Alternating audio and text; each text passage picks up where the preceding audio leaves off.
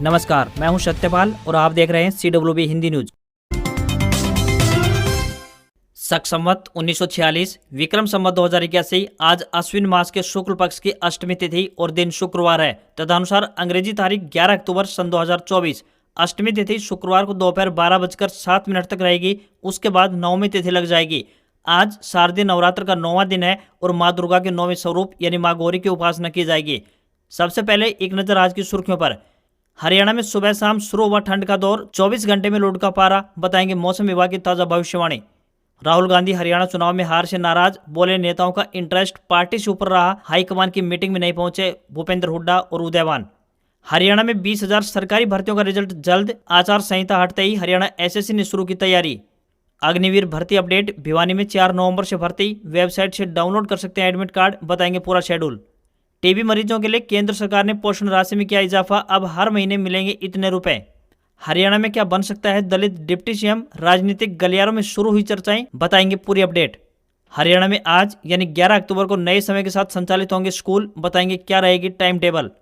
Communist देश Laos पहुंचे मोदी, बौद्ध भिक्षुओं ने स्वागत किया, रामायण देखी, आसियान समिट में कहा हम शांति प्रिय देश, 21वीं सदी हमारी है।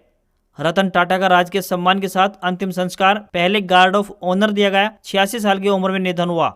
सरकारी नौकरी अपडेट, बैंक ऑफ बड़ौदा में भर्ती के लिए आवेदन की आज आखिरी तारीख, ग्रेजुएट्स आज यानी 11 अक्टूबर तक कर सकते हैं अप्लाई। उमर अब्दुल्ला दूसरी बार जम्मू कश्मीर के CM बनेंगे, विधायकों ने नेता चुना, आज दावा पेश करेंगे, 13 या 14 अक्टूबर को ले सकते हैं शपथ। ईरान पर पलटवार की तैयारी में इजराइल, नेतन्याहू ने 30 मिनट की बाइडेन से बाद, रक्षा मंत्री बोले ऐसा हमला होगा ईरान समझ नहीं पाएगा। और अमेरिका से टकराया सदी का सबसे खतरनाक तूफान मिल्टन, 3 घंटे में हुई 3 महीनों जैसी बारिश, बाढ़ की चपेट में 20 लाख लोग। और अब खबरें विस्तार से। हरियाणा में मौसम करवट लेता जा रहा है। बीते कुछ दिनों से बरसात नहीं हुई है, इसके बावजूद दिन का अधिकतम तापमान कम हो गया है। सबसे अधिक महेंद्रगढ़ और सोनीपत में तापमान में कमी दर्ज की गई है, तो वहीं सिरसा प्रदेश में सबसे अधिक गर्म जिला भी रहा, जहां दिन का अधिकतम तापमान 36.2 डिग्री सेल्सियस दर्ज किया गया। बीते 24 घंटे के दौरान रात के तापमान में कमी दर्ज की गई है और आगे भी ऐसा ही बदलाव देखने को मिलेगा। प्रदेश में अब की बार मानसून का प्रदर्शन भी काफी संतोषजनक रहा है। यह सामान्य से केवल 4% ही कम रहा है। गुरुग्राम, महेंद्रगढ़, झज्जर, चरखी दादरी, रेवाड़ी, पलवल, सिरसा और कुरुक्षेत्र में सामान्य से ज्यादा बारिश दर्ज की गई है, तो वहीं यमुनानगर, करनाल और पंचकुला में सामान्य से कम वर्षा दर्ज की गई है। नेवी चिल्ड्रन स्कूल दिल्ली में विभिन्न पदों पर भर्ती की जा रही है। सभी इच्छुक उम्मीदवार इन पदों के लिए अपने आवेदन भेज सकते हैं। इन पदों के लिए महिला व पुरुष दोनों वर्गों के उम्मीदवार आवेदन कर सकते हैं। आवेदन करने की आखिरी तारीख 7 नवंबर 2024 है। पदों के अनुसार शैक्षणिक योग्यता जानने के लिए आप आधिकारिक अधिसूचना देख सकते हैं। सभी उम्मीदवारों को 100 रुपए आवेदन शुल्क देना होगा। न्यूनतम आयु 21 वर्ष और अधिकतम आयु 50 वर्ष तय की गई है। इन पदों पर उम्मीदवारों को ऑफलाइन आवेदन भेजने होंगे। उम्मीदवारों को चयन शॉर्ट लिस्टिंग, लिखित परीक्षा व इंटरव्यू के आधार पर किया जाएगा। हरियाणा विधानसभा चुनाव में मिली अप्रत्याशित हार पर कांग्रेस हाईकमान ने नई दिल्ली में एक बैठक बुलाई थी। राष्ट्रीय अध्यक्ष मल्लिकार्जुन खड़गे के निवास स्थान पर हुई इस बैठक में राहुल गांधी ने कहा कि हरियाणा में कांग्रेस नेताओं का हित सबसे ऊपर रहा और पार्टी की जीत का हित नीचे चला गया। पार्टी नेताओं ने खुद को पार्टी से ऊपर रखा और जीती हुई बाजी को हराने की पटकथा लिखी। इस बैठक में तय किया गया है कि हार की प्रमुख वजहों को सामने लाने के लिए फैक्ट फाइंडिंग कमेटी गठित की जाएगी, जो कि हरियाणा में जाकर नेताओं से चर्चा करेगी और केंद्रीय नेतृत्व को अपनी रिपोर्ट सौंपेगी। हालांकि इस कमेटी में किन किन नेताओं को जगह दी जाएगी उसके बारे में स्थिति अभी स्पष्ट नहीं की गई है। करीब 30 मिनट तक चली इस बैठक के बाद कांग्रेस नेता अजय माकन ने कहा कि हुड्डा और कुमारी शैलजा के मतभेदों के अलावा हार की बहुत सारी वजह रही हैं। ईवीएम से जुड़ी गड़बड़ियों की बहुत सी शिकायतें सामने आई हैं, जो इलेक्शन कमीशन के सामने रखी जाएंगी। इन्हीं सब वजहों पर आज चर्चा हुई है और आगे भी जारी रहेगी। उन्होंने कहा कि इतना बड़ा उलटफेर, एग्जिट पोल जो कह रहे थे, बड़े से बड़ा सर्वे जो कह रहे थे, सभी के सभी एक साथ गलत साबित कैसे हो सकते हैं। बता दें कि इस मीटिंग में हरियाणा के पूर्व CM भूपेंद्र सिंह हुड्डा और प्रदेश अध्यक्ष चौधरी उदयभान को भी बुलाया गया था, लेकिन वे नहीं आए। जबकि कुमारी शैलजा, रणदीप सुरजेवाला और कैप्टन अजय यादव को इस बैठक में नहीं बुलाया गया था। यह बैठक ऐसे समय पर बुलाई गई है जब कुमारी शैलजा समर्थक हार के लिए सीधे तौर पर भूपेंद्र सिंह हुड्डा को जिम्मेदार ठहरा रहे हैं। हरियाणा विधानसभा चुनाव में जीत के बाद से ही भारतीय जनता पार्टी काफी उत्साहित नजर आ रही है। जनता ने अपने जनादेश में तीसरी बार प्रदेश में भाजपा की सरकार बनाई है। अब सरकार के गठन और मुख्यमंत्री के पद की नियुक्ति को लेकर भी तमाम तरह की चर्चाएं सामने आ रही हैं। हालांकि आधिकारिक तौर पर इस बारे में कोई भी बयान अभी तक सामने नहीं आया है। इसी बीच कुछ ऐसी खबरें भी आ रही है कि पार्टी द्वारा किसी दलित नेता को डिप्टी सीएम बनाया जा सकता है। खबरें सामने आ रही है कि मुख्यमंत्री के तौर पर नायब सिंह सैनी का नाम ही सबसे ऊपर चल रहा है। भाजपा द्वारा उनके नाम से ही चुनाव लड़ाया गया था। ऐसे में यह भी कयास लगाए जा रहे हैं कि क्या बीजेपी डिप्टी सीएम की कुर्सी पर किसी को बैठाएगी। बता दें कि 2019 में हुए विधानसभा चुनाव के बाद जेजेपी पार्टी के साथ बीजेपी का गठबंधन हुआ था, जिसके बाद दुष्यंत चौटाला को डिप्टी सीएम बनाया गया था। प्रदेश में ऐसा पहली बार हुआ था। सूत्रों से मिली जानकारी के अनुसार यह पता चला है कि 15 अक्टूबर को प्रदेश में नई सरकार का गठन किया जा सकता है। हरियाणा के स्कूलों की समय सारणी में बदलाव किया गया है। इस संबंध में शिक्षा विभाग ने आदेश जारी किया है। आदेश में लिखा है कि हरियाणा सरकार ने दुर्गाष्टमी के अवसर पर आज यानी 11 अक्टूबर को राज्य के सभी स्कूलों के समय में बदलाव किया गया है। आदेश में लिखा गया है कि 11 अक्टूबर को स्कूल का समय सुबह 10 बजे से दोपहर 2:30 बजे तक रहेगा। डबल शिफ्ट वाले स्कूलों में दूसरी शिफ्ट के समय में कोई बदलाव नहीं होगा, यानी अन्य दिनों की तरह ही वही टाइम टेबल रहेगा। हरियाणा में विधानसभा चुनाव प्रक्रिया संपन्न होने के बाद आदर्श आचार संहिता हटा दी गई है। यहां 5 अक्टूबर को मतदान हुआ और 8 अक्टूबर को चुनावी परिणाम घोषित किए गए। इलेक्शन कमीशन ऑफ इंडिया यानी ईसीआई द्वारा चुनावी शेड्यूल जारी करने के साथ ही आदर्श आचार संहिता लागू की गई थी। वहीं अब चुनाव आयोग ने आदर्श आचार संहिता हटाने का एक नोटिफिकेशन जारी कर दिया है। इलेक्शन कमीशन ऑफ इंडिया जिस दिन से चुनाव की अधिसूचना जारी करता है, ठीक उसी दिन से आदर्श आचार संहिता लागू हो जाती है। जब तक चुनाव प्रक्रिया पूरी नहीं होती है तब तक यह लागू रहती है। लोकसभा चुनाव के दौरान आचार संहिता पूरे देश में लागू होती है, तो वहीं विधानसभा चुनाव में सिर्फ संबंधित राज्य में ही लागू होती है। आपको बता दें कि किन किन चीजों से हट जाएगी ये पाबंदियां। नई भर्ती और नई परीक्षाओं का आयोजन किया जा सकता है। अब पेंडिंग भर्तियों के रिजल्ट भी जारी किए जा सकेंगे। सरकारी योजनाओं की घोषणा, शिलान्यास और उद्घाटन भी किए जा सकते हैं। ट्रांसफर प्रक्रिया शुरू की जाएगी। राज्य दिवस पर मुख्यमंत्री, विधानसभा अध्यक्ष और मंत्री शामिल हो सकते हैं। साथ ही राजनीतिक भाषण भी दे सकते हैं। तीनों का फोटो युक्त विज्ञापन भी जारी किया जा सकता है। हरियाणा के युवाओं के लिए एक बड़ी खबर सामने आ रही है। हरियाणा में विधानसभा चुनाव हो चुके हैं। भारतीय जनता पार्टी तीसरी बार सत्ता में आ चुकी है। इसी के साथ हरियाणा में आदर्श आचार संहिता भी समाप्त हो चुकी है। अब एक नया बड़ा धमाका हो सकता है। जी हां, आपको बता दें कि हरियाणा के जो युवा लंबे समय से सरकारी भर्ती के इंतजार में थे, उनका इंतजार अब समाप्त होने वाला है। ऐसे में अब कभी भी रिजल्ट जारी हो सकता है। मुख्यमंत्री नायब सिंह सैनी की तरफ से भी यह घोषणा की गई थी कि जैसे ही बीजेपी की सरकार बनेगी वह शपथ बाद में लेंगे, पहले युवाओं का रिजल्ट जारी होगा। जिन भी ग्रुपों के लिए लिखित परीक्षा हो चुकी है, उन सभी का परिणाम जारी किया जाएगा। इनमें से बहुत सारे युवा शामिल हैं जिन्होंने ग्रुप 56, 57, 1, 2, 6, 10 व 15 नंबर ग्रुपों की हरियाणा पुलिस इत्यादि के एग्जाम दिए हुए हैं। सूत्रों से मिली जानकारी के अनुसार युवाओं को जल्दी खुशखबरी मिलने वाली है। हरियाणा एसएससी कई ग्रुपों या कैटेगरी के रिजल्ट जारी करने की तैयारी में है। ऐसे में कभी भी खुशखबरी मिल सकती है। रिजल्ट आने के बाद युवाओं की दिवाली काफी खुशियों वाली होने वाली है।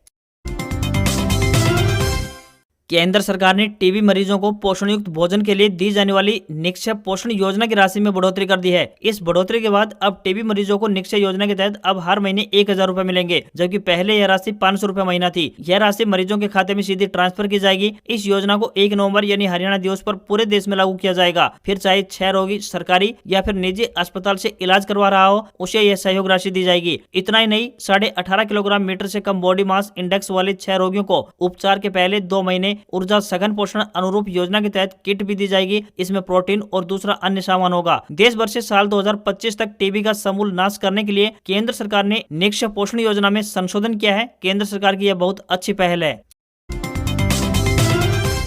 हरियाणा में विधानसभा चुनाव के नतीजे घोषित हो चुके हैं और भारतीय जनता पार्टी यानी बीजेपी 48 सीटों पर बम्पर जीत के साथ लगातार तीसरी बार सरकार बनाने जा रही है। वहीं 10 साल बाद सत्ता वापसी का दम भर रही कांग्रेस पार्टी 37 सीटों पर ही जीत दर्ज कर सकी है। बीजेपी भले ही पूर्ण बहुमत के दम पर सरकार बना रही हो, लेकिन 5 जिले ऐसे भी रहे हैं जहाँ बीजेपी खाता खोलने में नाकामयाब रही है। यानी पार्टी को इन जिलों में एक भी सीट पर जीत नसीब नहीं हुई है। जिन 5 जिलों में हारी है बीजेपी, वो इस प्रकार से है। सबसे पहले बात करते हैं सिरसा जिला की। तो सिरसा जिले की एलनाबाद, रानिया, डबवाली, कालावाली और सिरसा ये सीटें रही हैं जिन पर बीजेपी हारी है। वहीं फतेहाबाद जिला की बात करें तो टोहाना, रतिया और फतेहाबाद रहे हैं। रोहतक जिला की बात करें तो महम, रोहतक, गढ़ी, सांपला, किलोई और कलानौर रहे हैं। झज्जर जिला की बात करें तो बादली, बेरी, झज्जर और बहादुरगढ़ रहे हैं। वहीं नूह जिला की बात करें तो फिरोजपुर, झिरका, नूह और पुनाना सीट रही है, जहाँ पर बीजेपी का खाता नहीं खुला। रोहतक लोकसभा क्षेत्र के अंतर्गत आने वाली सीटों पर हुड्डा का जादू आज भी बरकरार है। दोनों जिलों की 8 में से 7 सीटों पर कांग्रेस पार्टी को जीत हासिल हुई है। यहाँ लोगों में मैसेज था कि कांग्रेस की सरकार बन रही है और हुड्डा मुख्यमंत्री बनेंगे। इसी वजह से यहाँ बीजेपी का खाता नहीं खुल सका। वहीं सिरसा और फतेहाबाद की सभी 8 सीटों पर कांग्रेस की जीत का सबसे बड़ा कारण किसान आंदोलन का असर रहा। इन सीटों पर जाटों के साथ साथ जाट सिख वोटर्स की नाराजगी भी भाजपा को झेलनी पड़ी। टोहाना सीट पर बीजेपी प्रत्याशी देवेंद्र बबली ने भीतरघात के आरोप लगाए हैं, तो वहीं मेवात की 3 सीटों पर मुस्लिम मतदाताओं ने बीजेपी को पूरी तरह से नकार दिया। यहाँ नू दंगों का असर देखने को मिला और मुस्लिम मतदाताओं में इसको लेकर बीजेपी के खिलाफ भारी रोष था। यहाँ के वोटर्स ने बीजेपी सरकार पर क्षेत्र का विकास न होने और भेदभाव करने के भी आरोप लगाए। वैदिक पंचांग के अनुसार अब की बार शारदीय नवरात्रि की शुरुआत 3 अक्टूबर से हुई थी, परंतु लोगों में अष्टमी और नवमी को लेकर काफी संशय बना हुआ है। आज की इस खबर में हम आपको बताएंगे कि अब की बार अष्टमी और नवमी तिथि कब है। अब की बार नवरात्रि में तिथि कुछ इस प्रकार से चल रही है, जिस वजह से विजयदशमी के दिन नवरात्रि का पर्व भी खत्म होता जा रहा है। एक ही दिन में 2 तिथियां लग रही है। नवरात्रि के दौरान माँ दुर्गा के स्वरूपों की पूजा यानी अर्चना करने का विधि विधान बताया गया है। अगर आपके घर में भी अष्टमी के दिन कन्या पूजन किया जाता है तो आपको 11 अक्टूबर यानी आज शुक्रवार के दिन कन्याओं को अपने घर बुलाना चाहिए। अगर आपके घर में नवमी के दिन पूजन किया जाता है तो आपको 12 अक्टूबर यानी कल शनिवार के दिन सुबह 10:58 से पहले कन्या पूजन कर लेना चाहिए। उसके बाद 10वीं तिथि आरंभ हो जाएगी। नवमी तिथि 12 तारीख को सुबह 10:58 तक ही रहने वाली है। साथ ही आपको यहाँ पर एक डिस्क्लेमर दे दें कि इस खबर में दी गई जानकारियां और सूचनाएं विभिन्न माध्यमों, ज्योतिषियों, पंचांग, प्रवचनों या फिर मान्यताओं या धर्म ग्रंथों पर आधारित है। CWB हिंदी न्यूज इस बात की पुष्टि नहीं करता है।